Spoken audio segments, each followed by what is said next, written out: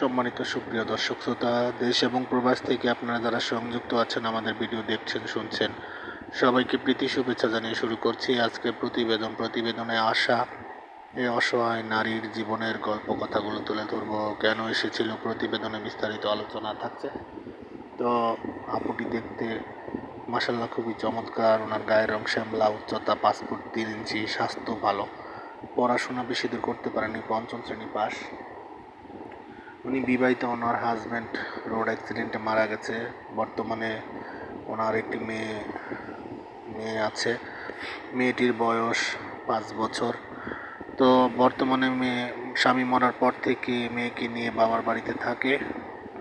ওইদিকে পরিবারে ওনার মা অসুস্থ, বাবা আছে, আর ওনার আরেকটা ভাই আছে। ভাইটি আপনার পড়াশোনা করে। তো এখন উনি এক প্রকার দিশাহারা অবস্থায় আছে।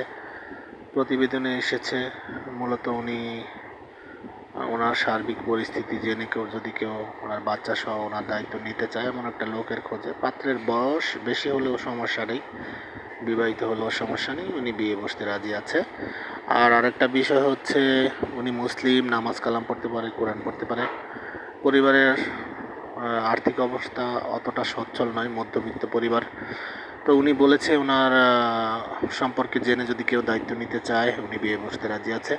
তো আপনারাও যারা এই ধরনের পাত্রীর খোঁজে আছেন, যে অসহায় কোনো বিধবা নারীকে বাচ্চা সহ জীবনসঙ্গী বানাবেন, দেরি না করে স্ক্রিনে দেওয়া নাম্বারে ওনার সাথে যোগাযোগ করে ওনার নাম, ঠিকানা, ডিটেলস সব কিছু ওনার কাছ থেকে জেনে নিতে পারেন। আর উনি কোনো সহযোগিতা চায় না, চায় একজন ভালো মনের মানুষ, ওনার সর্বশেষ কথা এটাই। আর আপনারা যারা নিয়মিত চ্যানেলের ভিডিও দেখছেন, আপনারা জানেন যে আমরা ইউটিউবের নিয়মকানুন মানতে গিয়ে কারণ নাম ঠিকানা বলতে পারি না, সেজন্য আন্তরিকভাবে দুঃখিত।